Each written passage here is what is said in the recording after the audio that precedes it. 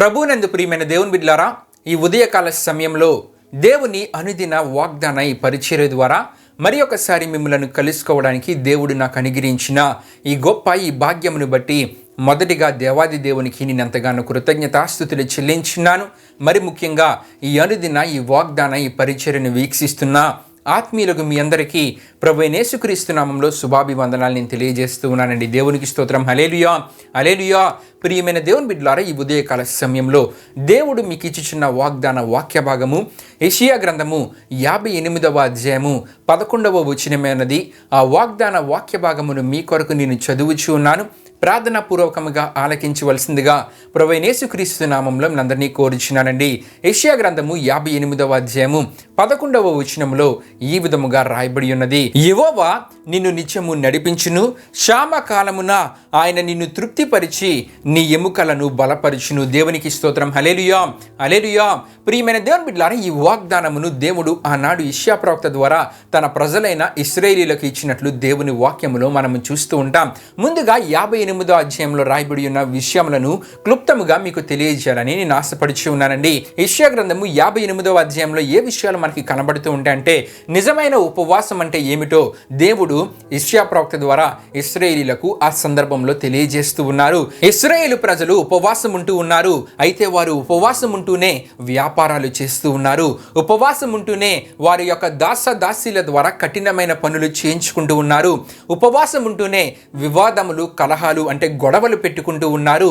ఈ విధముగా వారు ప్రవర్తిస్తూ మరలా దేవునిని ఏమని ప్రశ్నిస్తూ ఉన్నారంటే, ప్రియమైన దేవుని బిడ్డలారా, మేము మా శరీరాలను ఆయాసపరుచుకుంటూ ఉపవాసం ఉండి దేవునికి ప్రార్థిస్తే మా ప్రార్థనను దేవుడు ఎందుకు ఆలకించట్లేదని చెప్పి దేవునిని మరలా వారు ప్రశ్నిస్తూ ఉన్నారు. అంటే వారు వేషధారులుగా ఉంటూ బయటకు మేము ఉపవాస ప్రార్థన చేస్తున్నామని చెప్పుకుంటూ ఉన్నారు, కానీ ఇంకా వారు వారి యొక్క మనస్తత్వాలలో, వారి యొక్క ప్రవర్తనలో మారు మనస్సు అనేది లేదు. వారి యొక్క దాసీల ద్వారా కఠినమైన పనులు చేయించుకుంటూ గొడవలు ఆడుతూ వివాదాలు పెట్టుకుంటూ వారు దేవునికి విరోధముగా ప్రవర్తిస్తూ ఉన్నారు. అయితే దేవుడు యెషయా ప్రవక్త ద్వారా వారితో ఏమనంటూ ఉన్నారంటే, ఈ విధముగా మీరు జీవిస్తూ ఉపవాసం చేస్తే ఆ ఉపవాస ప్రార్థన యొక్క ప్రయోజనం ఏమీ ఉండదని దేవుడు తెలియజేస్తూ, ఉపవాసం ఉంటున్న మీరు ఏ విధముగా ఉండాలని చెప్పి దేవుడు తెలియజేస్తూ ఉన్నారంటే, యెషయా గ్రంథము 58వ అధ్యాయము 6 నుండి 7 వరకు రాయబడి ఉన్న వాక్య వచనాలు మనం చదివితే గనుక కొన్ని విషయములు మనకు తెలియజేయబడుతుంటాయి. అక్కడ దేవుడు యెషయా ప్రవక్త ద్వారా ఇశ్రాయేలీయులకి ఏమి తెలియజేస్తూ ఉన్నారంటే, ఉపవాసం ఉండే మీరు ఏ విధముగా జీవించాలంటే, బంధింపబడిన వారిని విడిపించాలని, అంతేకాకుండా కష్టపడు వారిని విడిచిపెట్టాలని, అంతేకాకుండా ఆకలి గొన్న వారికి ఆహారం ఇవ్వాలని, నిరాశ్రయులంటే పేదలకు ఆశ్రయం ఇవ్వాలని, అంతేకాకుండా ప్రియమైన దేవుని బిడ్డలారా, వస్త్రహీనులకు వస్త్రాలు ఇవ్వాలని చెప్పి దేవుడు ఇశ్రాయేలీయులకు యెషయా ప్రవక్త ద్వారా తెలియజేస్తూ ఉన్నారండి. దేవునికి స్తోత్రం. హల్లెలూయా, హల్లెలూయా. అంటే ఈ మాటలలోని ఆత్మీయ అర్థం ఏమిటంటే, ఉపవాసం ఉంటున్న వారు ఇతరులను ప్రేమించాలి, పొరుగు వారిని ప్రేమించే ఆత్మీయత వారిలో ఉండాలి. ఆ విధముగా ఉండి మీరు నా దగ్గరికి వచ్చి ఉపవాసం ఉండి ప్రార్థించండి, మీ ప్రార్థనకు జవాబు దొరుకుతుంది. అంతేకాకుండా ఆ విధముగా మీరు జీవించినట్లయితే ఈ ఆశీర్వాదాలు మీ జీవితాలలో మీరు పొందుకోగలరని చెప్పి యెషయా ప్రవక్త ద్వారా దేవుడు ఇశ్రాయేలీయులకు తెలియజేస్తున్న సందర్భంలో మనము చదువుకున్న వాగ్దానపు మాటను కూడా ఇశ్రాయేలీయులకు తెలియజేస్తున్నట్లు మనం చూస్తూ ఉంటాం. మరలా మీ కొరకు ఆ వాగ్దాన వాక్య భాగాన్ని నేను చదువుచూ ఉన్నానండి. యెహోవా నిన్ను నిత్యము నడిపించును, క్షామకాలమున ఆయన నిన్ను తృప్తిపరిచి నీ ఎముకలను బలపరుచును. దేవునికి స్తోత్రం. హల్లెలూయా, హల్లెలూయా. ఉపవాసం ఉండి ప్రార్థించేవారు ఎప్పుడైతే ఇతరులను ప్రేమిస్తూ మంచి ఆత్మీయ జీవిత విధానాన్ని కలిగి ప్రార్థిస్తారో వారి ప్రార్థనలకు దేవుడు జవాబు ఇవ్వడమే కాకుండా ఈ వాగ్దాన ఆశీర్వాదమును వారి జీవితాలలో దేవుడు దయచేస్తానంటూ ఉన్నారండి. అయితే ప్రియమైన దేవుని బిడ్డలారా, ఈ సందర్భంలో ఈ వాగ్దానాన్ని మనము ధ్యానం చేసుకుందాం. యెహోవా నిన్ను నిత్యము నడిపించును, క్షామ కాలమున ఆయన నిన్ను తృప్తిపరిచి నీ ఎముకలను బలపరుచును. ప్రియమైన దేవుని బిడ్డలారా, అన్నీ బాగున్నప్పుడు మనము దేవుని మహింపరుస్తాం, దేవునికి ప్రార్థిస్తాం, దేవుని యందు విశ్వాసముతో నమ్మకముగా ముందుకు వెళ్తాం.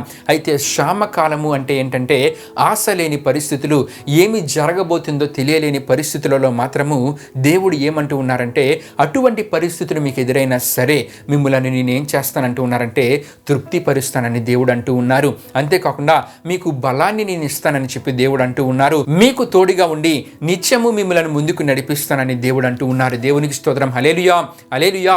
ఇతరులను ప్రేమించే ఆత్మీయత మనలో ఎప్పుడైతే ఉంటుందో అటువంటి జీవిత విధానము కలిగి ఉపవాసం ఉండి ప్రార్థించినప్పుడు ఈ ఆశీర్వాదాన్ని మన జీవితంలో మనం పొందుకోగలమండి. ఏ ఆశీర్వాదం అంటే క్షామ కాలమున అంటే ఆశలు లేని పరిస్థితులలో ప్రియమైన దేవుని బిడ్డలారా దేవుడు మనల్ని తృప్తిపరుస్తారు. ఆశ లేని పరిస్థితులలో దేవుడు మనల్ని తృప్తిపరచడమే కాకుండా దేవుడు మనకు బలాన్ని దయచేస్తారు. అటువంటి పరిస్థితులలో దేవుడు మనకు తోడుగా ఉండి నిత్యము మనల్ని ముందుకు నడిపిస్తారు. దేవుని వాక్యంలో ఆగరుని మనము చూస్తూ ఉంటాం. ఆగరు బెహర్షెబా అరణ్యంలో ఇస్మాయేలును పట్టుకొని, ఇస్మాయేలు అప్పటికి చిన్నవాడండి, ఇస్మాయేలును పట్టుకొని ఇటు అటు తిరుగుతూ ఉన్నారు. ఆ సమయానికి ఆ సందర్భానికి ఆగరు దగ్గర ప్రియమైన దేవుని బిడ్డలారా ఒక నీళ్ల తిత్తు మాత్రమే ఉంది.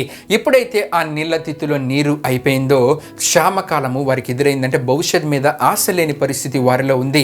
ఎందుకంటే వారి దగ్గర ఏమీ లేదు, తన కుమారుడికి ఇవ్వడానికి కూడా ఆమె దగ్గర ఏమీ లేదు. ప్రియమైన దేవుని బిడ్డలారా ఆ సందర్భంలో ఆగరు ఎటువంటి నిర్ణయాన్ని తీసుకున్నారంటే ఆ పిల్లవాని మరణము ఆమె చూడలేనని చెప్పి వెంటనే వానిని ఒక పొద కింద దాచిపెట్టినట్లు దేవుని వాక్యంలో మనం చూస్తూ ఉంటాం. ఆ పొద కింద ఆ చిన్నవాణ్ణి ఆమె పడవేసిందంట. దూరం నుండి చూస్తూ ఉంది. భవిష్యత్తు మీద ఆశ లేని పరిస్థితి, ఇంకా ఏ దిక్కు లేని పరిస్థితి. అటువంటి సమయంలో దేవుని దూత ఆకాశము నుండి ఆగరును పిలిచి ఏమి అంటారంటే ప్రియమైన దేవుని బిడ్డలారా నీ కుమారుడిని గొప్ప జనంగా నేను చేస్తానని మాట్లాడినట్లు మనం చూస్తూ ఉంటాం. అంటే ప్రియమైన దేవుని బిడ్డలారా ఆగరిలో భవిష్యత్తు మీద ఆశ లేని పరిస్థితి కలిగినప్పుడు ఆ వాగ్దానపు మాట ద్వారా మరలా ఆగరిలో ధైర్యాన్ని బలాన్ని దేవుడు నింపారండి.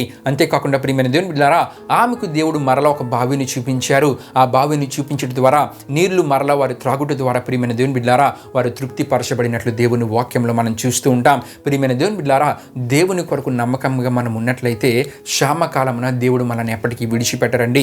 ఇంకొక సందర్భాన్ని మనం ఆలోచిస్తే గనుక యెజబెలు కాలంలో యెజబెలు ఏమి చేసేవారంటే ప్రవక్తలందరినీ దేవుని ప్రవక్తలందరినీ నిర్మూలన చేసేవారు.